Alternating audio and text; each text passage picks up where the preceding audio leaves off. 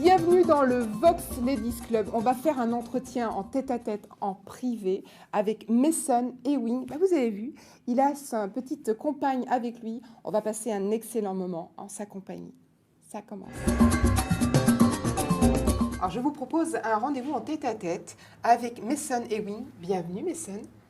Merci. Alors, je sais que vous êtes vraiment très, très sollicité.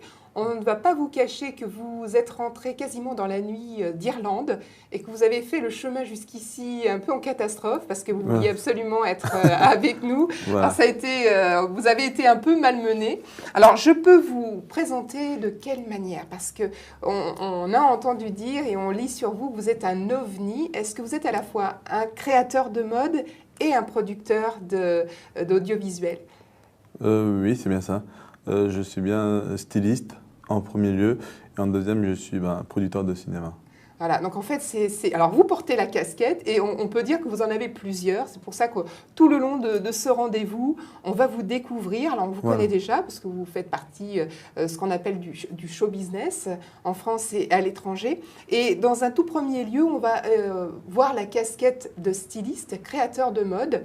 Je voudrais quand même qu'on fasse petit focus sur le fait que vous n'êtes pas un styliste et créateur de mode traditionnel.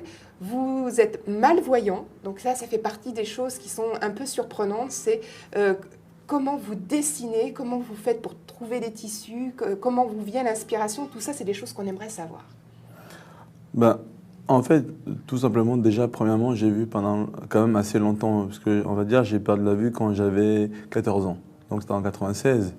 Donc, et avant, déjà, je dessinais. D'accord. Vu que, on va dire, ma mère, comme elle était mannequin, styliste modéliste, c'est un héritage que je pense que j'ai récupéré d'elle, en fait. D'accord. Donc, en fait, vous avez déjà bien le tracé, vous connaissez les courbes, ça, c'est des choses que vous avez en repère. Exactement. Parce que je dessinais déjà avant et j'avais déjà envie d'être styliste avant pour réaliser le rêve de ma mère. D'accord. Donc là, on a compris la raison, comment vous agissez. Et alors, qu'est-ce que vous faites? Quelles sont vos créations? Qu'est-ce qui vous inspire le plus? La femme? On va dire la femme, l'homme et l'enfant. Moi, tout le monde. C'est d'ailleurs tout. Ça dépend vraiment. Ça dépend vraiment du moment. Je suis beaucoup mes convictions et ça, c'est vachement important pour moi, mes ressentis. En fait, c'est grâce à mes ressentis que je me mets à faire les choses. Ah, c'est ce qu'on appelle fonctionner au feeling, c'est-à-dire que quand vous avez, par exemple, vous m'avez dit tout à l'heure en loge que vous aimez travailler la soie. Est-ce que c'est le fait que votre toucher est peut-être plus attiré par la douceur de la soie? Vous ne travaillez que la soie ou vous avez d'autres matières de prédilection? Pour les robes, pour l'instant, effectivement, je ne travaille qu'avec de la soie. Et pour la lingerie, ça dépend, soie et coton. Par contre, oui, c'est vrai, pour toutes mes robes de haute couture sont en soie. D'accord. Donc là, robe de haute couture, vous dessinez. Vous avez des mannequins, des personnes sur qui on peut voir les modèles que vous confectionnez? Effectivement, j'en ai plusieurs. On peut savoir? Par exemple, comme Magali, de mes mannequins, qui est congolaise, qui a défilé pour moi il n'y a pas très longtemps pour mon défilé Espoir pour l'avenir.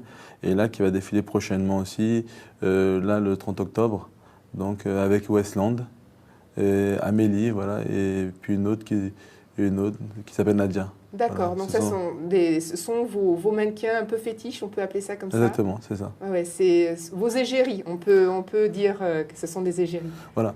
Déjà parce que, premièrement, elles sont très ravissantes, très sympathiques et aussi très humaines. Donc, c'est des filles que j'apprécie beaucoup. Donc, j'ai voulu continuer de travailler avec elles. Alors, j'en reviens sur le fait, tout à l'heure, j'ai employé le mot feeling. Est-ce que vous seriez... pour vous, est-ce que c'est une obligation d'habiller les femmes ou les hommes? On a dit aussi les enfants, mais on en reparlera, on verra ça après. Si vous n'avez pas de ressenti, de bon feeling avec les gens, est-ce que vous êtes capable de ne pas les habiller, de refuser de les habiller? Oui, je suis capable. J'ai un très sale caractère. Je sais ce que je veux.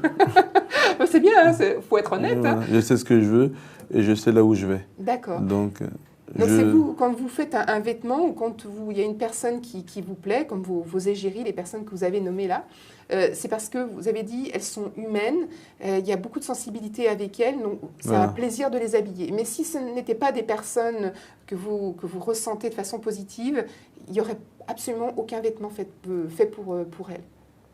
Pour être clair, oui, c'est exactement ça. C'est en fait, après, pour une chose, je pense que ça n'a même rien à voir, question même de mon travail, parce que quand une personne, quand on est non-voyant, s'il y a un malaise, c'est très compliqué pour moi. Déjà, j'arriverai pas du tout, et puis ça me bloquerait totalement. Et ça a déjà été le cas, parce que donc j'ai dû changer plein de fois, parce que comme je suis très compliqué, les mannequins, je les ai changés plusieurs fois. Jusqu'à ce que je trouve là, on va dire, les bonnes personnes. Ah oui. Alors quand c'est vous m'avez dit, vous m'avez confié que c'est vous qui choisissiez vos tissus. Alors avec le toucher, certainement, comment vous ressentez la matière et les couleurs? Comment vous pouvez trouver les bonnes associations de couleurs? Comment vous ressentez les choses? Est-ce qu'on peut les déterminer, ces choses-là? Oui, déjà, je pense que je veux dire quelque chose qui va faire rigoler tout le monde. C'est que je trouve que des fois, les gens n'ont pas de goût. Voilà. Pourquoi? Parce que pour une chose, parce que souvent, je suis accompagné par mes amis qui sont quand même sympas, puisqu'ils m'accompagnent avec grand plaisir. Ils sont là pour me donner un coup de main. Ils sont là des fois pour me dire les couleurs, parce que malheureusement, je ne peux pas les voir. Oui. Alors, ce qui se passe, c'est que des fois, ils me conseillent un peu, ils me donnent des mauvais conseils, dans le sens où, par exemple, si je veux chercher un tissu, ils vont me donner des couleurs qui, pour moi, qui ne s'accordent pas et qui ne se marient pas. Donc, comme j'ai vu pendant très longtemps, donc je me rappelle exactement des couleurs. Donc en fait, vous avez une bibliothèque dans votre mémoire, Exactement. Une bibliothèque de quoi? De colorimétrie, de couleurs, et vous savez exactement associer. Si on vous dit un bleu, vous avez quoi? Combien en référence, par exemple, si je vous dis le mot bleu, vous pouvez déterminer combien de bleus différents? Combien de bleus différents? Ben, on va dire, allez, peut-être 4. Il y a le bleu marine, il y a le bleu turquoise, il y a le bleu ciel qui sont différents. Il y a plusieurs bleus. D'accord. Et donc ça, vous les avez en mémoire et cette association, vous la faites selon votre sensibilité. C'est comme ça que vous fonctionnez. Exactement. Non, et puis j'ai une très bonne mémoire. J'ai eu cette chance d'avoir une très bonne mémoire, même avant de perdre la vue. Et c'est vrai que depuis que j'ai perdu la vue, ben, ma mémoire, je l'ai encore plus travaillé. Donc ça me permet aujourd'hui de... J'ai jamais oublié les couleurs. Ah oui. C'est vrai, j'ai perdu la vue quand même assez tard. J'étais pas très jeune. J'avais 14 ans, j'étais jeune, mais je veux dire, j'avais pas 3 ans non plus. Donc c'était beaucoup plus simple pour moi aujourd'hui. Les couleurs, je me rappelle toujours des couleurs. Heureusement, grâce à ça, ça me permet de choisir moi-même et d'écouter moi-même mes ressentis. Parce que souvent, c'est ce que je fais, j'écoute moi-même mes ressentis. Et ça, c'est important. C'est-à-dire que c'est vous faites une petite cuisine interne avant de vous dire, voilà, je vais dessiner tel. On voit d'ailleurs les modèles que vous dessinez. Voilà. On voit le trait extrêmement sûr de ces grandes silhouettes longilignes, vraiment oui, non, mais c'est vraiment, j'allais dire que c'est presque féminin, dans le sens, le trait, vous savez, qui serait... il n'y a rien de choquant dans le terme féminin, c'est-à-dire qu'il y a tellement de sensibilité, de subtilité. Alors j'insiste un peu sur le fait que bon, oui, les femmes sont parfois peut-être sensibles et subtiles. Le trait de vos croquis sont vraiment extrêmement féminins. C'est ce que j'essayais de faire comprendre. Ça, c'est quelque chose que vous faites régulièrement, c'est-à-dire que vous avez une idée qui vous traverse l'esprit, il faut que vous couchiez immédiatement sur le papier les modèles. Ça m'arrive, exactement. Ça m'arrive de temps en temps. Ça m'arrive. Ça peut arriver au cœur de la nuit? Ça peut m'arriver au cœur de la nuit, mais en général, ça m'arrive beaucoup le matin. Parce que moi, je me lève très tôt, je me lève vers les 5h, 6h du matin. Après, je réfléchis, je bosse beaucoup aussi dans ma tête le matin. Et le soir avant de dormir, ça m'arrive souvent. Et ça, c'est dans la méthode de travail, quand vous travaillez, vous mettez à une table en disant « maintenant, il faut que ça sorte et ça va sortir » ou c'est vraiment, vous pouvez passer plusieurs jours, voire des semaines sans avoir vraiment à travailler parce que les idées ne viennent pas à ce moment-là. Ça fonctionne comment? Ça dépend, on peut dire les deux. On peut dire les deux. Là, par exemple, je peux être en train de parler avec vous. Tout à l'heure, on parlait de vous habiller par exemple, eh ben, l'idée peut m'arriver en disant avec votre voix, bah, tiens, j'imagine plutôt comme ça, eh ben, je vais faire une robe, quand je vais rentrer, je vais vous dessiner une robe et je vais vous l'envoyer pour avoir votre avis, ça peut m'arriver. Ah d'accord, c'est comme ça que vous fonctionnez. C'est aussi, alors c'est pour ça, pour en revenir au fait de la sensibilité avec les autres, vous m'avez dit tout à l'heure, vous avez confié, que certains mannequins disent non, vous refusez parce que vous ne ressentez pas de feeling, on va revenir sur ce terme anglais, et c'est ça qui fait aussi le choix des personnes que quand vous castez vos mannequins, vous fonctionnez comme ça aussi.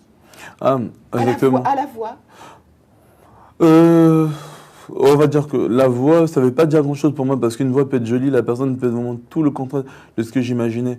Mais je ne sais pas, il y a quelque chose que je ne saurais jamais expliquer à qui que ce soit. J'ai un feeling qui est vraiment incroyable. D'ailleurs, j'aime bien me moquer de mes amis parce que je trouve qu'ils sont voyants et j'ai des meilleurs goûts qu'eux alors que je suis aveugle. D'accord. Ouais. Et est-ce qu'on peut appeler ça un sixième sens? Je pense, oui, je peux appeler un sixième sens. Bah, je pense que avoir perdu la vue, et comme je dirais toujours, c'était une des plus belles choses qui m'est arrivée et ça m'a permis de voir les choses peut-être différemment. Et c'est vrai que moi je touche pas les mannequins, le visage comme il faut faire des fois, je n'écoute pas la voix, je suis vraiment mon sixième sens, alors je suis vraiment mon feeling. Il faut vraiment les gens les aiment bien. Puis, si je les aime pas, je ne peux pas travailler avec eux. Ah oui. Je n'ai vraiment rien à faire. Ça peut être le mannequin le plus huppé du monde. Si je l'aime pas, je privilège beaucoup l'humanité. Ah oui, c'est vraiment le ressenti. On peut vraiment appeler ça la sensibilité et c'est presque, j'allais dire, surnaturel comme phénomène. Parce que si vous ne touchez pas les personnes, si vous n'êtes pas sensible à la voix et que finalement c'est la personnalité même qui vous fait ressentir, ça sort du cadre de l'entendement. C'est vrai. Ah. C'est pour ça que d'ailleurs que j'arrive à entraîner les mannequins. D'ailleurs, je sais que là où je suis assez fier, c'est que souvent quand j'ai organisé un défilé, où on m'avait contacté pour présenter mes collections en tant que créateur, il y avait d'autres créateurs et souvent chacun venait avec leur mannequin et mes mannequins, tout le monde le disait d'ailleurs, marchaient mieux que les autres mannequins. Je me rappelle à l'émission de Sophie d'avant, ils avaient filmé justement un moment où j'étais en train d'entraîner des filles qui travaillaient pour moi, Magali et une autre fille. Et j'étais impressionné parce que c'est vrai que Magali, elle marchait beaucoup mieux que c'était un mannequin qui, voilà. Peut-être parce qu'elle avait envie de complètement s'investir pour vous. Exactement. Ouais. Alors, on va faire une petite pause, Mason. On va aller dans un endroit où on fait le vaudou. Alors, on va peut-être en reparler rapidement. Je ne sais pas si vous êtes adepte du vaudou, mais on a parlé pas mal de choses surnaturelles. Je vous propose d'aller faire un tour dans la forêt sacrée et voir cette pierre vénérée. Danse, chants et incantations, le peuple gain se prépare à célébrer la nouvelle année. Le rituel est ancestral. Il est marqué par la découverte d'une pierre colorée dans les feuillages de cette forêt dite sacrée. C'est la Mecque du peuple gain. C'est ici qu'on fait la grande cérémonie chaque année. Ce n'est pas la pierre qui est sacrée, c'est la forêt qui est sacrée. Après plusieurs offrandes et cérémonies, tous de blanc vêtus, les dignitaires vaudous révèlent la pierre mystique sous les acclamations. Elle est bleue, une couleur qui appelle à l'unité et la réconciliation. La paix, la richesse, le bonheur qui sont attendus, qui sont prédestinés au Togo, au peuple gain, leur reviendra d'office. Pour les Gains, cette cérémonie, appelée Épée-Ekpé, est instituée depuis 1663 dans le sud du Togo. Pour cette 353e édition, des milliers d'adeptes du vaudou sont venus du Bénin, du Ghana, de la Côte d'Ivoire et du Nigeria voisin. Quelques touristes occidentaux ont même fait le détour. J'ai vu des personnes qui sont emportées par le vaudou et qui font des transes. Et c'est assez impressionnant. Cette année, la couleur bleue de la pierre évoque aussi la colère des divinités envers les prêtres et les chefs traditionnels qui se sont querellés sur le déroulement de la fête. Pour se réconcilier, plus d'offrandes sont demandées. L'aura du culte vaudou est loin de s'estomper. Mason, est-ce que vous croyez au vaudou ? Soyez sincère. Sincèrement, oui, moi j'y crois parce que j'ai vécu en Afrique, donc je suis d'origine camerounaise. Donc quand j'étais au Cameroun, j'ai vu pas mal de choses et je peux comprendre que des gens ont du mal à y croire parce que moi je suis une personne qui croit que On va dire, c'est paradoxal, mais je crois que c'est ce que je vois. Voilà. Oui, un peu, oui, on va dire, bon, on pourrait dire dans certaines religions, comme saint Thomas. Voilà, exactement. On ne croit que ce qu'on voit. Exactement. Et oui, donc en fait, c'est important aussi, vous, de ressentir. On en est toujours sur ça, c'est la perception de l'autre. On va revenir sur une autre, j'allais dire, un autre côté de la mode. Vous avez une série, moi je l'ai sur les genoux depuis tout à l'heure. Alors, bon, je vous ai un peu, comment on va dire, taquiné tout à l'heure. Je dis, mettez-le le t-shirt. Mais il m'a dit, non, je ne peux pas le mettre parce que c'est un format pour les enfants. Alors, effectivement, il est un petit peu juste au niveau de la taille. Effectivement, il me dit, non, je ne peux pas mettre le t-shirt parce que celui-ci, c'est quoi? Ça doit être une taille 2 ou 3 ans. Voilà, c'est ça doit exactement. Être... C'est une série limitée en plus, c'est pour tous les bébés du monde, là, tous les enfants du monde, parce que moi, je les appelle les bébés, parce que c'est comme, pour moi, ils sont comme... un peu Madison, un peu leur effigie. Donc, c'est pour ça. Pour moi, c'est pour les enfants du monde, en fait. Voilà. Donc là, on a parlé tout à l'heure de très jolies robes de haute couture. Et là, vous avez une série de t-shirts. C'est Bébé Madison. On va en parler. On va développer encore le Bébé Madison et l'association que vous avez, la fondation que vous avez. Donc, en fait, c'est des petits t-shirts avec ce bébé. C'est vous qui le dessinez aussi. Et voilà. Je ne sais pas si vous avez vu juste en dessous, là, vous regardez bien les petits points, là. Eh bien, c'est une ligne de braille. Qu'est-ce qu'il y a écrit dessus, Messon? Ce qui est écrit dessus, mais alors déjà la première chose, l'activité du bébé Madison. Oui. Parce que Madison, ce que je voulais, c'est que vraiment tout le monde déjà puisse s'identifier dedans. Parce que c'est un bébé, on va dire, qui représente vraiment la tolérance. C'est pour ça qu'il a la peau métissée, les yeux bleus, bridés avec une mèche blonde. Comme ça, tout le monde puisse s'identifier. Voilà, tout le monde peut, vraiment un noir, un arabe, un chinois. Il y a vraiment la mixité dans ce bébé. Vous avez rassemblé toute la... Alors c'est difficile de se dire certains mots en ce moment, mais voilà, toute la diversité de l'humanité à travers ce bébé. Et là, en fait, on voit très très bien ici, donc c'est en relief, ce qu'on appelle du braille, c'est l'alphabet braille. Et qu'est-ce qu'on peut lire? Qu'est-ce qu'on est supposé reconnaître? Alors donc là, le t-shirt, vu que je sais la couleur, le t-shirt il est rouge. Oui. Et bien Madison, il est en Père Noël, donc il y a marqué Père Noël. Père Noël. Père Noël en anglais. Et la couleur rouge, red, voilà. D'accord. Ça permet aux personnes qui sont non-voyantes de pouvoir reconnaître la couleur du vêtement touché et de pouvoir harmoniser le haut et le bas de ce qu'ils portent. Ah, en fait, c'est comme si on lisait une étiquette. C'est-à-dire que là, vous avez les caractéristiques techniques qui sont écrites en braille. Voilà, c'est pas un message, mais on sait reconnaître. C'est-à-dire que là, vous avez écrit ce que l'on voit avec le dessin. J'ai parfaitement compris que c'était comme ça que ça fonctionnait. Oui. Donc un petit bébé, le bébé Madison, avec un bonnet de Noël, voilà, j'essaye de le remettre, avec la ligne de braille, donc on sait exactement quel t-shirt on porte. Voilà. T-shirt rouge, le bébé Madison qui est à 4 pattes, là, qui est habillé en Père Noël. Et parce que ce que moi je ne trouvais pas normal, c'est que dans ce monde, personne n'y est pensé. On pense toujours aux valides. Et moi je trouve ça un peu dommage parce que je me dis, il y a quand même assez de personnes non-voyantes dans ce monde. Et c'est assez drôle qu'il n'y ait pas eu du braille sur les vêtements. Oui, le but, c'est qu'aujourd'hui, parce que malheureusement, tout le monde n'a pas cette chance que moi j'ai. Moi, je suis entouré, j'ai toujours mon frère, j'ai tous mes amis, j'ai plein de gens qui sont géniaux, qui sont là avec moi. Mais comment ils font tous les personnes non-voyantes qui sont tout seuls? Malheureusement, ils ne peuvent pas s'habiller tout seuls, ils ne peuvent pas harmoniser. Et surtout que dans les magasins, aujourd'hui, les vendeurs, il faut être honnête, ils s'en fichent totalement. Et donc moi, ce que je voulais vraiment, c'est vraiment qu'ils aient des vêtements qui, quand ils sont chez eux, ils peuvent être autonomes. Harmoniser ce qu'ils portent. Par exemple, s'ils mettent bleu, qu'ils sachent que leur t-shirt soit il est bleu, peut mettre un mari avec un t-shirt bleu ou alors un t-shirt rouge, par exemple, parce que je sais que...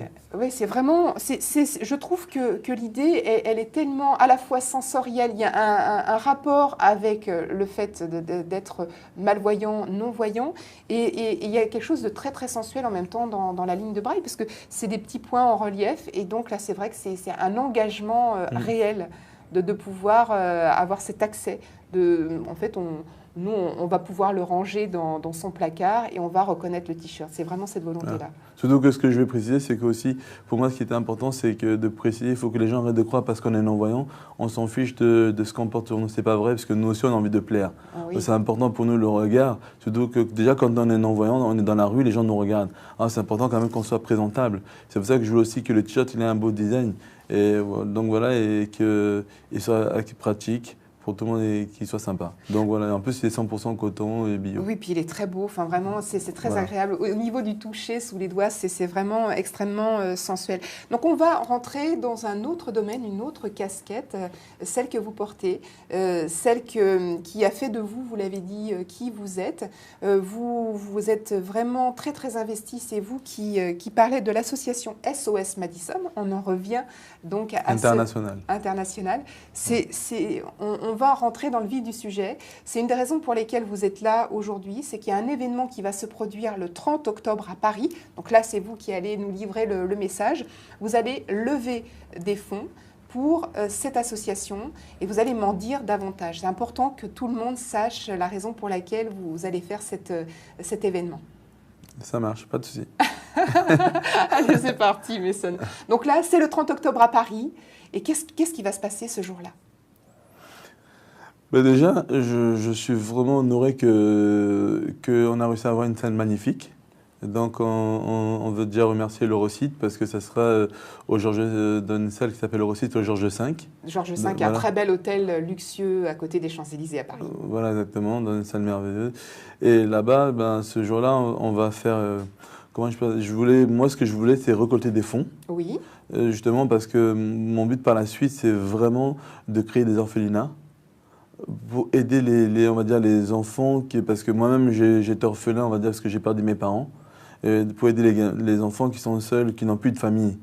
Et aussi, avec cet argent, par la suite, pourquoi pas créer des centres je voudrais créer des studios de cinéma qui vont s'appeler Ewingwood, et donc qui vont permettre d'embaucher tous ces gamins qui sont dans les orphelinats qui, après les 18 ans, ils ne savent pas quoi faire.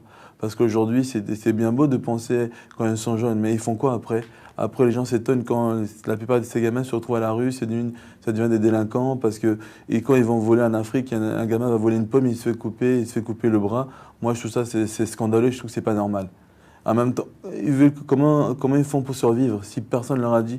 Je trouve que c'est bien, c'est important l'enfance, mais c'est important aussi après l'enfance. Exactement, c'est important parce que c'est vrai que la plupart du temps, on est très sensibilisé sur les orphelinats, donc les enfants qui sont enfants, adolescents, puis arrive le moment de la majorité, et après, il n'y a plus rien, il n'y a plus de structure. Exactement. Donc vous voulez vraiment lever les fonds pour venir en aide aux orphelinats, certainement aussi avoir des orphelinats qui seraient situés à quel endroit en Afrique, Mason ?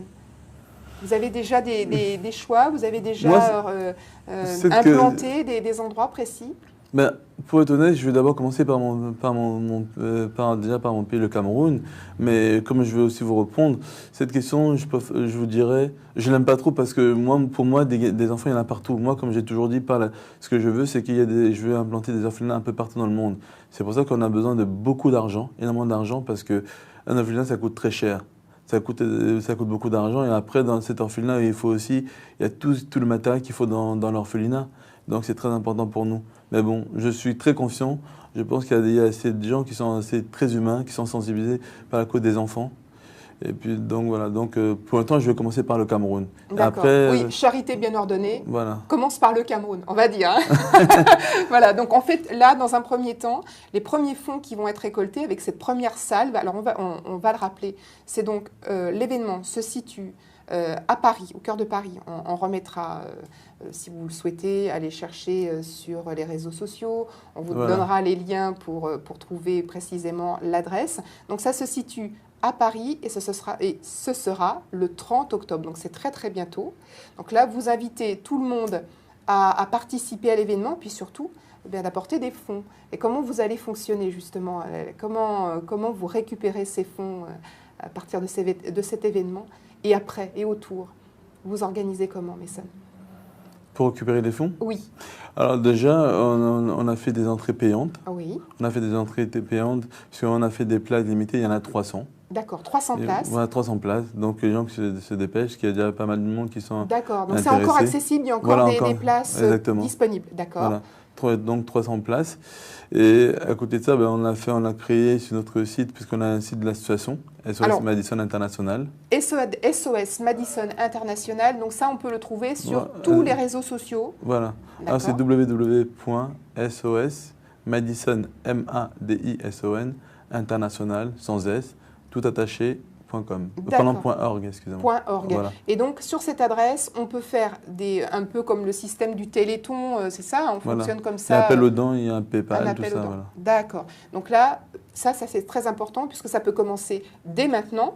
Et puis, bien sûr, ça peut se poursuivre au-delà de l'événement que vous organisez le 30 septembre. Le 30 octobre, pardon. Le 30 octobre, voilà, exactement. Alors, on peut savoir le jour de l'événement qui sera présent. Parce que je sais qu'il y a des grands noms des comédiens, des acteurs, des actrices français qui seront présents à vos côtés. Voilà. Donc, il y aura mon parrain Olivier Lapudus. Oui. Il y aura Emmanuel Petit. Oui. J'ai invité justement Clémentine Célarier, qui est dans mes projets. Emmanuel Petit, c'est votre parrain, c'est le parrain de l'association. Voilà. Alors, bon, je pense qu'il y a très peu de gens qui ne sauraient pas qui est Emmanuel Petit. C'est quand même un champion du monde de foot, hein, peut-être pour ceux qui ne s'en souviennent pas. Voilà, donc c'est vraiment votre parrain. On a dit Clémentine Célarier, qui est une comédienne qui a énormément de talent et qui est très investie pour beaucoup de causes. Une femme formidable d'ailleurs, c'est pour ça que j'ai posé des jeux dans mes projets, parce que moi c'est quelqu'un de très sympathique. Voilà, j'ai invité aussi Marie-Lou Berry, la fille à Balasco. Oui, Marie-Lou Berry. Marie-Lou Berry. Et il y aura d'ailleurs, parce que vu que je suis soutenu par M. Hollande, voilà, le président de la République française, justement, qui m'avait mis en contact avec le ministère de l'Handicap. Donc, il y aura Mme Ségolène Neville, normalement, qui nous a dit qu'elle serait là. D'accord. Donc, en fait, c'est un très gros événement. Voilà. Vous allez organiser, où il va y avoir des chanteurs. Ça se passe comment? Quel est l'axe de l'événement? Pour moi, l'axe de l'événement, le plus important, on va dire d'abord, c'est vraiment la vente aux enchères. D'accord, oui, voilà, c'est ça. Il y a une vente aux enchères. Voilà. Donc, parce qu'en fait, on a eu la chance qu'il y a plusieurs artistes qui ont été touchés par la cause, qui nous ont fait des dons. Et grâce à ces dons, grâce à tous ces dons, on va les revendre justement aux enchères. D'accord. Et moi, d'ailleurs, je vendrai 2 robes Maison & Wing à cette occasion, et tout ira au bénéfice de l'association. Alors, dites-moi, entre nous, Emmanuel Petit vous a donné quoi? Un t-shirt? Ce sera la surprise. Ce sera la surprise, hein. Bon, c'est pas un t-shirt peut-être de foot ou... on verra bien. De toute façon, il faut être là ce jour-là pour le savoir. Et je sais que les gens, ça vaut vraiment la peine. Et en plus, après, on va clouer par une surprise, par un défilé. Puisque moi, j'avais annoncé normalement que j'arrêtais les défilés cette année, en France. Mais bon, comme c'était important cet événement pour moi, la cause des enfants, donc je me suis dit, ça vaut la peine que je refasse un dernier défilé pour les enfants. Alors, donc pour les enfants du monde entier, en fait. D'accord. Mais pourquoi un dernier défilé? Parce que j'arrête pas la mode, attention, je continue toujours. Oui. Mais pour l'instant, j'ai arrêté ici en France parce que je compte faire d'autres défilés à l'étranger maintenant. D'accord. Je vais attaquer l'étranger. Donc c'est pour ça, parce que là, mon dernier défilé, c'était le 9 avril, le jour de mon anniversaire, qui s'appelait Espoir pour l'avenir. Et d'ailleurs, les mannequins d'Espoir pour l'avenir vont défiler encore cette année bénévolement pour l'association et pour les enfants. C'est une petite dédicace pour tous les enfants du monde entier. Ce défilé sera pour eux. D'accord. Donc là, en fait, vous reveniez d'Irlande, c'était dans ce but-là de pouvoir faire des défilés à l'étranger. Ça fait partie des pays que vous avez prospectés? En partie, mais c'est aussi surtout pour toute la partie audiovisuelle. Voilà. D'accord. Alors, ça sera justement le dernier volet. On va parler de ce côté audiovisuel parce qu'on a dit, vous êtes donc un créateur de mode, un styliste. Vous avez cette association qui vous est qui vous tient à cœur, qui est très importante, qui est donc SOS Madison International. Et maintenant, on va faire une petite pause. Alors, je vais vous emmener en Ouganda, le temps d'un petit reportage. On va en parler tous les deux ensemble. Peut-être vous connaissez les Boda Boda. Alors, il faut faire attention. Maintenant, le port du casque est obligatoire. Je vous laisse prendre la piste et on revient tous les deux ensemble, Madison. D'accord. Le principal moyen de transport à Kampala, c'est le Boda Boda, une sorte de taxi mais sur 2 roues. Pendant l'heure de pointe, quand les voitures et les bus restent bloqués dans les bouchons, ces mototaxis sont souvent les seuls à avancer. Sur un Boda Boda, tout le monde, conducteur comme passager, devrait porter un casque. Mais la loi est souvent ignorée et les accidents sont fréquents. Ricky Rapa, ancien conducteur de Boda Boda et cofondateur de Safe Boda, porte une cicatrice héritée d'un accident. Il raconte qu'il est difficile de convaincre les conducteurs de ralentir. Le plus gros problème quand nous engageons de nouveaux pilotes, c'est de changer leur mentalité, parce que quelques-uns d'entre eux sont déjà habitués à ne pas porter de casque et nous essayons de changer ça. Nous ne voyons pas ça comme un problème, c'est un défi à relever sur lequel nous travaillons. Les pilotes sont très heureux, ils acceptent le changement. Des conducteurs de Safe Boda, il y en a une centaine sur Kampala. En plus de porter un casque, ils en emmènent un autre pour leurs passagers. Les pilotes reçoivent une formation de premiers secours, de sécurité routière, de service client et d'entretien de leur machine. Et le concept attire, avant la fin de l'année, il devrait être près d'1 millier à en bénéficier. Edward Wakabi a été pilote de Boda Boda pendant 10 ans. Il a rejoint l'équipe de Safe Boda l'an dernier. J'ai plus de travail parce que même si je suis à la maison, certains clients m'appellent et me disent « Eddie, où es-tu? Viens me prendre parce qu'avec toi c'est sans danger et nous avons peur. » Les Boda Boda sont populaires dans beaucoup de villes africaines et sa version plus sûre attire l'attention dans d'autres pays. On a lancé le projet à Kampala et au moment où nous débutions, nous avions déjà des sollicitations venant d'autres endroits comme le Kenya ou l'Afrique de l'Ouest pour y aller et fournir un service de Safe Boda là-bas. Nous sommes donc très intéressés par l'Afrique en général. Le marché est porteur. L'Afrique, ce sont 4 à 5 millions de mototaxis. C'est un élément vital dans les villes en Afrique, alors nous pensons que notre solution peut s'exporter. Donc nous sommes très enthousiastes à ce propos. Les Safe Boda gagnent en popularité. La centaine de pilotes en activité à Kampala répond aux besoins d'à peu près 2000 clients chaque jour. Certains utilisent une application smartphone pour contacter les pilotes, d'autres les trouvent le long de la route. Mais bien qu'il soit possible de convaincre la plupart des passagers de porter un casque, tous les styles de coiffure ne s'y adapteront pas. Mason, alors est-ce que c'est vraiment des choses qu'il faut mettre en place, même au Cameroun? Est-ce qu'il faut porter le casque obligatoirement? Est-ce que ça fait partie des choses pour lesquelles vous lutteriez aussi? Le Cameroun? Oui, non, au Cameroun, là c'était en Ouganda, mais est-ce que pour vous, vous avez déjà pris les petites motos comme ça, les motos-taxis? Non, jamais. Jamais. Je connais pas. Moi, ça fait 27 ans que je ne suis pas retourné au Cameroun. D'accord. Donc le Cameroun, je ne le connais plus très bien, mais j'espère retourner justement prochainement quand même, parce que c'est mon continent quand même, donc c'est très important pour moi. Puis là, vous allez vous implanter. Et au niveau de la protection, c'est impératif, ça fait partie des choses qu'il faut absolument faire partout, pas forcément qu'au Cameroun, de bien se protéger, porter le casque quand on prend la moto-taxi. Est-ce que ça fait partie des choses qui sont importantes pour vous? Oui, ça évitera des morts comme ça évite aussi quand il y a un accident de vraiment... Parce que c'est vrai qu'un casque, ça nous permet vraiment de nous protéger. On est bien d'accord. Je pense que c'est important. Voilà, donc là, c'est vrai que c'est un peu la partie didactique, faites attention, protection, etc. J'en reviens sur une erreur que j'ai faite juste avant ce petit reportage. J'ai dit tout à l'heure que votre événement allait se passer au Georges V, l'hôtel. C'est une faute de ma part, c'est non pas à l'hôtel, mais 28 avenue Georges V, c'est dans le même endroit, et ça s'appelle à l'Eurosite, et vous allez donner des précisions, justement. Exactement. Oui, parce que justement, je voulais remercier 2 personnes qui, grâce à eux, j'ai pu avoir cette salle. Déjà, en premier, mon deuxième parrain, Olivier Lapidus, qui est un homme formidable qui me suit et me soutient depuis une quinzaine d'années, d'ailleurs, qui sera là. Et c'est grâce à lui que j'ai pu avoir cette salle. Et merci aussi justement à Nicolas Vaillant, qui est le directeur justement du groupe L'Eurosite. Et c'est grâce à ces 2 personnes qu'on va faire un événement magnifique le 30 octobre. Donc j'espère que tout le monde viendra nombreux pour nous soutenir et pour soutenir l'association SOS Madison International. Oui, on refait l'appel. Alors peut-être pour refaire une petite précision, toutes les personnes qui nous regardent, Olivier Lapidus a quel rapport familial avec Ted Lapidus? On connaît bien Ted Lapidus, qui est quand même un grand faiseur de mode. Hein. C'est quand même un monsieur qui a fait la mode. Voilà. C'est un membre de la famille? En fait, alors... Olivier Lapidus, c'est le fils à Ted Lapidus. Voilà, tout simplement. Olivier qui est couturier aussi. Oui. Qui a repris le flambeau de son papa. Voilà, exactement, c'est ça. Voilà, donc là, ce sont vraiment 2 grands parrains qui vous ont permis de faire cet événement dans cette salle. Je le répète parce que tout à l'heure, je me suis trompée.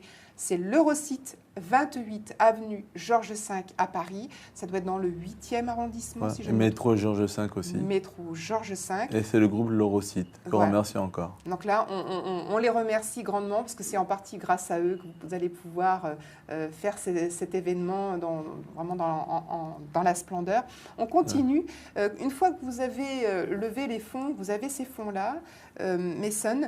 On a parlé des orphelinats tout à l'heure, mais vous avez aussi, c'est la dernière casquette à laquelle on va faire allusion aujourd'hui dans le Vox Ladies Club, c'est votre partie audiovisuelle, c'est-à-dire que vous avez un rêve caché une fois que les jeunes sont sortis sont devenus adultes, qu'ils ont quitté l'orphelinat. Vous voulez venir en aide aux jeunes qui ont perdu les parents. Vous avez aussi cette idée de vouloir faire des studios de formation d'audiovisuel, puisque vous êtes vous-même producteur de séries télévisées, de longs métrages. Alors comment vous allez pouvoir placer ces éléments-là maintenant ? Déjà, tout simplement, moi, aider les gens, je trouve que c'est quelque chose de très naturel, puisque je le fais déjà en France. Parce que par exemple, dans mes projets, je prends des acteurs en France aujourd'hui qui n'ont pas, on va dire, que personne ne veut donner une chance. Et moi, je trouve que c'est important, parce que quand tu fais une école, tu sors d'une école, que tu as tes parents payés 12 000 € et qu'à côté, personne ne veut te prendre parce que tu n'as pas de nom, parce que tu n'es pas connu, moi, je trouve ça triste. Parallèlement, à côté de ça, moi, je n'oublie pas une chose, c'est que moi-même, j'étais orphelin parce que j'ai perdu mes 2 parents. J'ai vécu chez mon oncle et ma tante et j'ai dû m'en sortir. En fait, à 19 ans, je me suis retrouvé à la rue. Et à 19 ans, un jour, on va dire l'État, la DAS, ils m'ont mis à la rue sans me prévenir, sans rien me dire. Ils m'ont dit un vendredi, on est désolé, il va falloir que tu partes du foyer, on ne peut plus te garder. Et je ne sais pas où aller. Je me suis retrouvé dans un foyer d'SDF au SAMU social. Et toutes ces choses-là, ça m'a marqué, ça m'a affecté. Et c'est vrai qu'avec le temps, à l'époque j'avais 19 ans, il faut d'abord qu'avant d'aider les autres, que je règle d'abord mes propres problèmes. Et maintenant que les choses ont avancé plus positivement de mon côté, je me suis dit, il serait temps que moi aussi, je fasse la même chose pour d'autres jeunes, pour éviter qu'ils vivent ce que moi j'ai vécu. Parce que après ce que j'ai vécu, je peux vous dire que c'est un calvaire. Vraiment. À 19 ans, se retrouve au SAMU social avec des SDF qui sont, c'est même pas question qu'ils soient SDF, mais qui sont bourrés, qui arrivent. Après tout ce que j'ai vécu là-bas, je souhaite ça à personne. Et ce que je trouve malheureux, c'est que chaque fois, on parle beaucoup des orphelinats, et ça, c'est super. Mais ils font quoi après les 18 ans ? L'après-orphelinat, c'est-à-dire que quand on est hors de la structure. Là, vous parlez vraiment de ce moment où il n'y a plus personne pour vous venir en aide. Et là, vous parlez précisément de la rue. Et on peut effectivement refaire, parce qu'on est extrêmement, vous êtes en Afrique aussi, il y a la rue en Afrique, mais la rue en France, à Paris, c'est aussi une misère totale. Donc, vous l'avez vécu, vous vous êtes rendu compte de la difficulté d'être sans un toit, certainement. Comment l'organisation, essayer de... Ça, c'est quelque chose que vous avez vraiment vécu, c'est quelque chose, on l'a bien compris, que vous ne voulez pas que d'autres jeunes ressentent les mêmes difficultés. Donc vous, ça passe par le fait que vous voulez donner vraiment la chance à tous ces jeunes qui sortent de l'orphelinat de pouvoir avoir un métier. Et donc vous m'avez dit tout à l'heure que vous êtes prêt à les embaucher dans l'audiovisuel, mais aussi dans la mode. On est d'accord. Voilà. Parce qu'en fait, moi, on va parler. La mode, comme j'ai dit au début de l'émission, c'était le rêve de ma mère. Le cinéma, là, c'est mon rêve, c'est vraiment l'amour de ma vie, c'est mon bébé. Le cinéma, c'est vraiment ce que j'aime le plus au monde. C'est en dehors des enfants, parce que moi, les enfants, j'adore ça, j'en veux 12 plus tard. Et justement, je vais adopter. Donc, mon rêve, c'est vraiment d'adopter, aussi, ça fait partie de mes rêves. Dans le cinéma, aujourd'hui, j'ai réussi à devenir être producteur. Bien sûr que je me bats encore comme tous les jours, parce que, comme tout le monde, on a besoin d'argent pour produire. Et tout ce qui est... Pour produire des longs métrages, des séries télé, ça coûte de l'argent. Et qu'est-ce qui vous intéresse le plus justement dans ces projets ? Est-ce qu'il y a des types de projets qui vous intéressent plus que d'autres ? On l'a dit tout à l'heure, c'est vous aider les jeunes comédiens qui, c'est parce qu'ils n'ont pas de nom, c'est difficile de trouver un emploi. Est-ce que vous avez des projets types, des choses qui vous tiennent plus particulièrement à cœur ? Les choses qui me tiennent particulièrement à cœur, je vais vous le dire honnêtement, c'est le cinéma. Parce qu'il faut quand même des fois aussi penser à soi, ce qui est très important. Moi, malheureusement, on n'a pas pensé à moi assez quand j'étais donc aujourd'hui, je serais égoïste de dire, je serais même hypocrite de dire que je ne pense pas dans le cinéma, parce que c'est quand même l'amour de ma vie. Une deuxième chose, l'enfant. Parce que justement, comme j'ai dit tout à l'heure, je veux vraiment adopter. Donc l'enfant, c'est aussi faire des orphelinats, aider les autres. Et ça, c'est les 2 choses les plus importantes de ma vie. D'accord. Donc là, c'est en tant que casquette de producteur audiovisuel. Vous avez, on l'a bien compris, le cinéma et les enfants. Et on vient vous voir avec des projets, c'est vous qui allez les chercher. Vous avez, quand on vous propose, c'est vous qui faites votre série télévisée, ou ce sont des jeunes qui viennent vous apporter ces projets-là, qui vous le confient en disant, tiens, ça va t'intéresser, c'est vraiment un sujet qui rentre dans ta ligne de conduite. Comment ça fonctionne? Ça peut arriver, mais vraiment, nous, dans Mason & Wing Corporation, en fait, je suis producteur, je suis aussi co-réalisateur, je suis auteur, donc j'écris mes propres scénarios moi-même. Et dans mes projets, par exemple, là en ce moment, on vient de tourner la série télé Mickey Boom. Et dedans, ben, je me suis occupé, c'est moi qui ai habillé tous les acteurs et actrices. Et voilà. Et je me suis occupé aussi de faire des repérages et on va dire, de la décoration. Parce que vraiment, c'est grâce à mon métier de styliste. En fait, je mélange mon métier de styliste avec le métier de l'audiovisuel. Oui, pour vous, c'est un ensemble, c'est un tout, voilà, vraiment de création. Vous parlez de décoration, producteur. Vous faites les stylistes et la décoration. Vous faites comment pour la décoration? Ben, comme j'ai dit tout à l'heure, c'est pareil. Je suis beaucoup mes convictions. Je sais pas, je trouve que c'est quelque chose que je ne saurais peut-être pas expliquer, mais moi je trouve que c'est pas compliqué de décorer quelque chose. Peut-être que les voyants, ils ont peut-être du mal, mais regardez, il faudrait les gens qui n'ont qu'à aller sur Internet, tapent Éric Brun-Sanglard, c'est un non-voyant, il décore tous les millions de stars Hollywood, alors qu'il ne voit pas du tout. En fait, moi, je suis aussi beaucoup mes doigts, le toucher. Voilà, quand j'arrive dans une salle, je suis mes ressentis. Et puis, vu que c'est moi, tous mes projets, c'est moi qui les écris, je sais déjà comment j'imaginais les choses. Quand j'écris un projet, dans chacun de mes projets, j'ai déjà mis la déco, comment j'imaginais, comment je voulais. Et puis, il ne faut pas oublier une chose, c'est que j'ai vu avant. Donc, je sais à quoi ressemble un tableau, je sais à quoi ressemble un tapis. Parce que une personne qui n'a jamais vu, vous allez lui dire le mot chien, d'accord? Le chien, il peut voir c'est quoi à peu près un chien, mais il ne pourra jamais s'imaginer vraiment.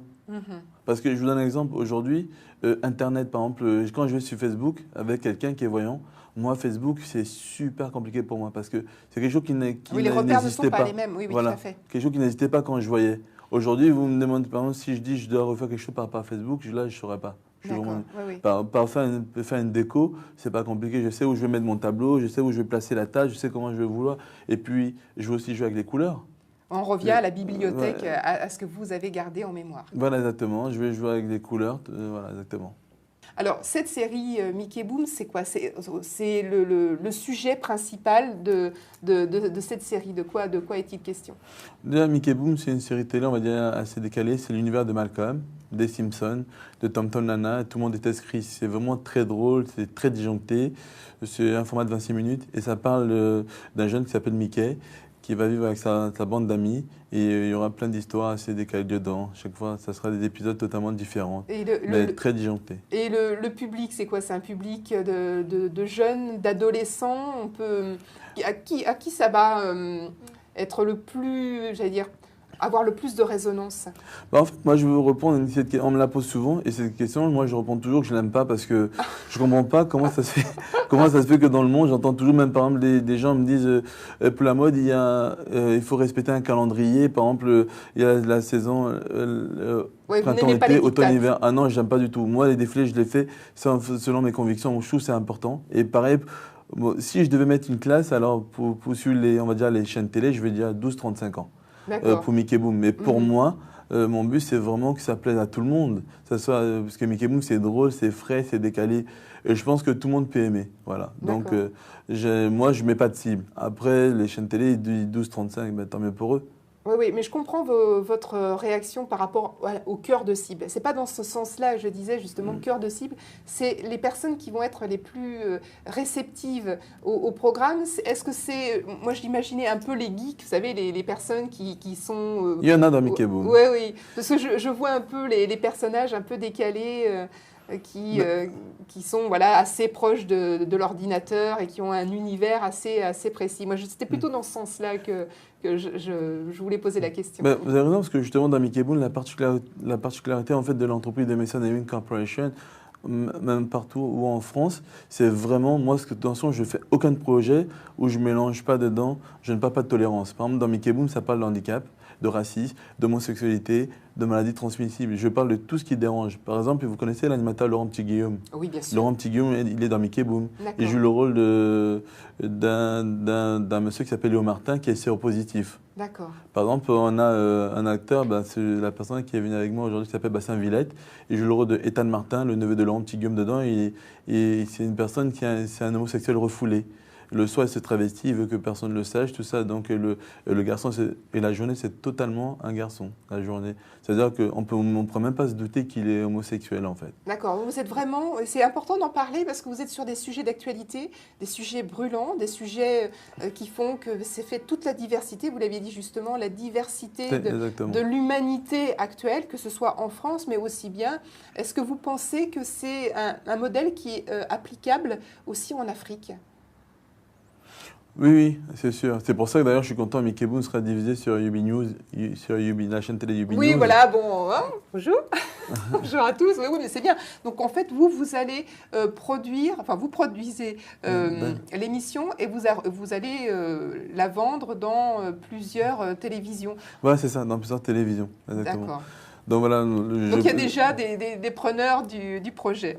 Oui, exactement. Et mon but aussi, c'est que l'Afrique soit sensibilisée, puisqu'aujourd'hui, on va dire qu'en Afrique, ils n'acceptent pas beaucoup de choses. Ils ont du mal à accepter les personnes homosexuelles, alors que c'est des personnes comme tout le monde. Ils ont du mal à accepter. Le handicap, ce n'est pas encore très bien apprécié. En Afrique, c'est un peu dommage. Et donc, alors que pour moi, on est tous pareils. Par exemple, je sais que j'ai des amis qui sont albinos, qui viennent d'Afrique, qui sont contents d'être en France, parce qu'en Afrique, ils ont subi pas mal de choses. Là-bas, pour moi, je trouve que ce n'est pas normal. Et donc, c'est des raisons pour lesquelles, dans tous mes projets, je n'hésite pas à parler justement de tout ce qui est... Des difficultés. Des difficultés, voilà. Des difficultés. Qu'on peut subir. Et c'est presque une bombe, alors, du coup, votre projet, s'il arrive en Afrique, vous êtes là un peu, en tant que producteur, dans un peu comme... On va stimuler les consciences un peu. Voilà. C'est vraiment réveiller les consciences. C'est vraiment dans cet esprit-là que vous vous positionnez. Oui, justement. Et pourquoi ne pas en parler? Moi-même, j'ai subi ça. Moi, on m'a traité enfant, j'ai subi pas mal de choses. Dans les familles d'accueil, des salles noires, que les noix étaient faits pour être brûlés. On m'a traité de salles aveugles.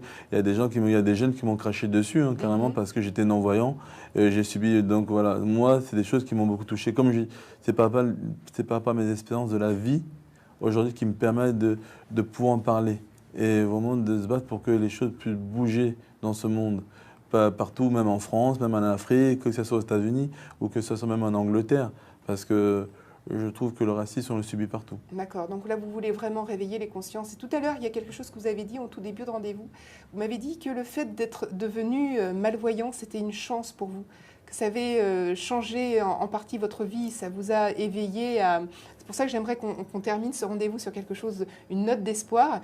Et en tant que producteur, vous avez vraiment envie d'ouvrir... le regard de tout le monde sur des difficultés, et c'est vraiment dans ce sens-là, un peu comme quelqu'un qui tient une lanterne allumée et qui va montrer les choses là où souvent il y a de l'ombre. Pour vous, c'est vraiment quelque chose comme ça? Oui, c'est ça. Oui, parce que les gens croient aujourd'hui souvent, ce qui est assez drôle, c'est que les gens pensent que parce que je ne vois pas, je suis malheureux. Moi, je suis content, je ne vois peut-être pas, j'ai peut-être vécu les choses les plus abominables, je suis d'accord. Aujourd'hui, mais ça m'a rendu beaucoup plus fort. Et aussi, une autre chose qu'il ne faut pas oublier, c'est que ça m'a permis de voir les choses autrement. Moi, je ne suis pas malheureux. C'est vrai, je ne vois peut-être pas. C'est vrai qu'aujourd'hui, si on me donne le choix de voir, je peux pas voir. Mais aujourd'hui, j'ai passé l'âge de rêver. Je sais que je la retrouve à la vue. Mais pour l'instant, je suis comme ça. Et j'accepte très bien, je le vis très bien. Et je suis entouré. Moi, je ne m'ennuie pas. Je n'ai pas une journée où je m'ennuie. Alors peut-être qu'il y a beaucoup de voyants qui s'ennuient, tant mieux pour eux. Il y a peut-être des voyants qui pensent que moi, je suis malheureux. Ils veulent que je retrouve la vue. Tant mieux pour eux, mais pour l'instant, ce n'est pas ma priorité. Pour l'instant, ce que je veux, le plus important, c'est que je sois heureux et que j'arrive à réaliser mes rêves. Et surtout aussi que, voilà, j'espère aussi que l'Afrique va se sensibiliser, déjà pour nous aider financièrement pour ces projets d'orphelinat. Et aussi que j'espère qu'il y a beaucoup d'hommes d'affaires qui nous contactera pour m'aider à réaliser mes projets dans l'audiovisuel. Parce que j'aimerais vraiment créer Ewingwood au Cameroun, même pour aider vraiment... pour aider, on va dire, tous les enfants du monde entier. Et aussi pour pouvoir réaliser mes projets, parce que pour aider un long métrage, une série télé. Par exemple, là, il y a Mickey Boom, effectivement, il y a Irina Bella, la série télé américaine, mais il y a aussi un autre long métrage, Secret 111, que je prépare. Tout ça, ça coûte beaucoup d'argent. Voilà. Alors, si, on va dire, n'importe quelle personne qui va dans le monde qui dit « Ah ben tiens, j'ai envie d'aider ces jeunes, ça serait super ». Et honnêtement, je serais le plus heureux du monde. Voilà. Parce que en m'aidant, ça me permettra à moi d'aider d'autres personnes derrière. Voilà, c'est j'ai envie de terminer sur ça, peut-être que vous acceptez ou pas. Le terme, je vous vois un peu comme un porteur de lanterne, de celui qui met une lumière comme ça, qui permet d'éclairer. Et grâce à vous, c'est vous qui allez passer le relais. Est-ce que c'est comme ça? Est-ce qu'on peut vous déterminer comme ça? Est-ce que vous acceptez que je vous détermine comme ça? Même si je sais que vous n'êtes pas le genre de personne à qui vous aimez, enfin, qu'on vous colle une étiquette, mais le porteur de lanterne, est-ce qu'on peut terminer le rendez-vous dans ce sens-là? Il n'y a pas de souci. Au début, ça me dérangeait un peu. Et c'est vrai que le temps, avec toute modestie, je dirais, pourquoi pas, si je peux faire bouger les choses aujourd'hui, si ça peut permettre à d'autres personnes qui arrivent derrière moi, éviter de galérer comme moi j'ai galéré. Bon, je ne dis pas que je galère plus, mais ce que je veux dire, c'est qu'aujourd'hui, quand un envoyant dit tiens, je veux devenir styliste ou producteur de cinéma, tout le monde ouvre les grands yeux et tout le monde dit mais j'ai le droit à beaucoup de choses, que j'étais un menteur, un manipulateur. Et c'est vrai que malheureusement aujourd'hui, les gens seraient très surpris. Il faudrait que le monde s'ouvre un peu plus, que les gens s'ouvrent un peu plus au monde. On saurait que Mason Ewing n'est pas le seul à faire des belles choses. Il y a plein de personnes handicapées qui sont dans le monde qui ont un talent incroyable. Mais malheureusement, on ne les ouvre pas de porte. Moi, on m'a ouvert des portes parce que soi-disant, j'avais une histoire incroyable. C'est peut-être vrai que j'ai eu un passé difficile, mais je suis comme toutes les autres personnes handicapées qui ont du talent. C'est juste qu'il faudrait que les gens s'informent un peu plus et qu'on arrête d'être surpris parce que moi, je fais des belles choses, mais on est beaucoup à faire des belles choses. Et je pense que si le monde s'intéresse un peu plus aux personnes handicapées, là, la vie, elle serait vraiment superbe. Est-ce que je peux dire aux jeunes qu'aujourd'hui, c'est à eux aussi de s'ouvrir plus au monde. Arrêtez de vous intéresser juste à la musique, juste aux belles filles, juste aux voitures, au sport. Mais intéressez-vous à l'humanitaire. Prenez 2 heures dans la semaine pour donner un coup de main aux associations humanitaires parce qu'on a besoin toujours d'aide. Et ça serait, si tout le monde faisait ça, ça serait vraiment formidable. Et je pense que le monde, là, il pourrait évoluer. Et surtout aussi le continent africain parce qu'on a des belles richesses. Mais ça, ils ne savent pas le mettre en avant. C'est dommage. C'est sur ces notes vraiment d'espoir, Mason, qu'on va clore le rendez-vous du Vox Ladies Club. On rappelle que le 30 octobre, et là je vais dire précisément, à l'Eurosite, au 28 avenue Georges V, vous avez un événement là pour récolter des fonds pour l'association SOS Madison International. Voilà. Et que de toute façon, il y a aussi votre récolte de fonds qui se fait en permanence. On a parlé de Ewing Wood, qui est là aussi le fait de l'audiovisuel, si j'ai bien compris. C'est ça. Voilà, vous êtes là sur tous les fronts. Et je voulais vous remercier pour cette invitation. Et merci aussi à la chaîne télé Vox Africa. Nous avons invité. Désolé. À Vox Africa, nous avons invité. Merci beaucoup de m'avoir invité. C'était un grand plaisir. Merci beaucoup, Mason. Alors voilà, c'est terminé pour aujourd'hui. Vous avez vu qu'on peut faire plein de belles choses, qu'on a de belles âmes. Et on remercie encore Mason d'avoir pris du temps dans son emploi du temps pour venir parler de son association. On vous dit à très vite. Ciao, bye bye. À bientôt.